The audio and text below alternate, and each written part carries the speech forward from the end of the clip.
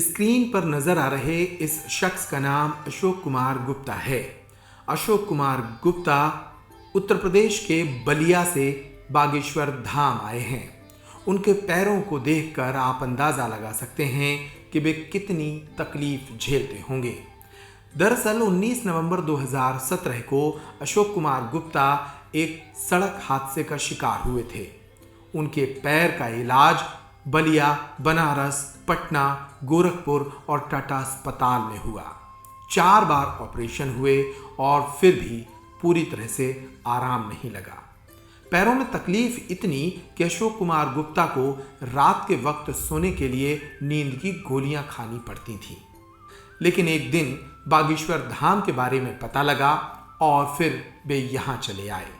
अपने एक रिश्तेदार के साथ बागेश्वर धाम पहुंचे अशोक कुमार गुप्ता को अब काफी राहत है। अशोक कुमार गुप्ता, जिला बलिया, उत्तर प्रदेश। हाँ, पैर में बुलबुल से धक्का लगा था, गिर गया, टूट गया था।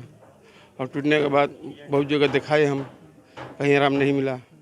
बाबा का यूट्यूब पे चले देखा हम उसी से सोचे कि वो बोले कि भभूत लगा दीजिए। हमने बोलते हैं हम भभूत यहाँ से ले गए। पिछली बार जब भी दर्द होता है रात को 12 बजे, 1 बजे, 2 हम कभी सोते नहीं थे, लेकिन भभूत लगाने से हमको नींद आ जाती है।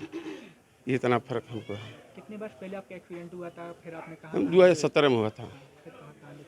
हम देखा बलिया, बनारस, BHU,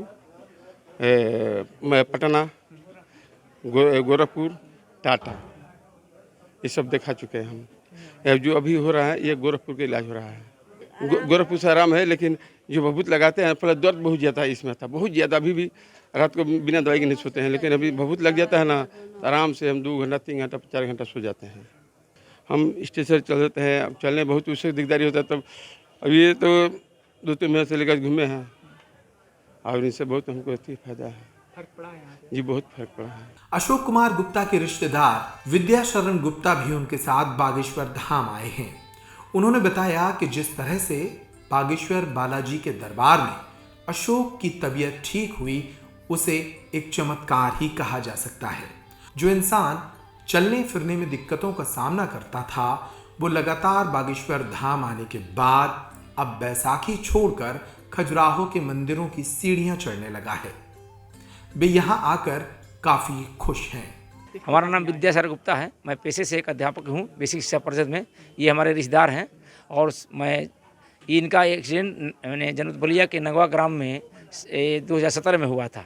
बोलेरो ने धक्का मार दिया था, जिसका हम लोग बलिया में ऑपरेशन कराए। डॉक्टर जितेंद्र सिंह ऑपरेशन किए थे, राड रोड लगाए, मगर करीब साल भर के बाद ठीक नहीं हुआ तो हम लोग BHU ट्रामा सेंटर चलाए। यहाँ भी ऑपरेशन किया गया।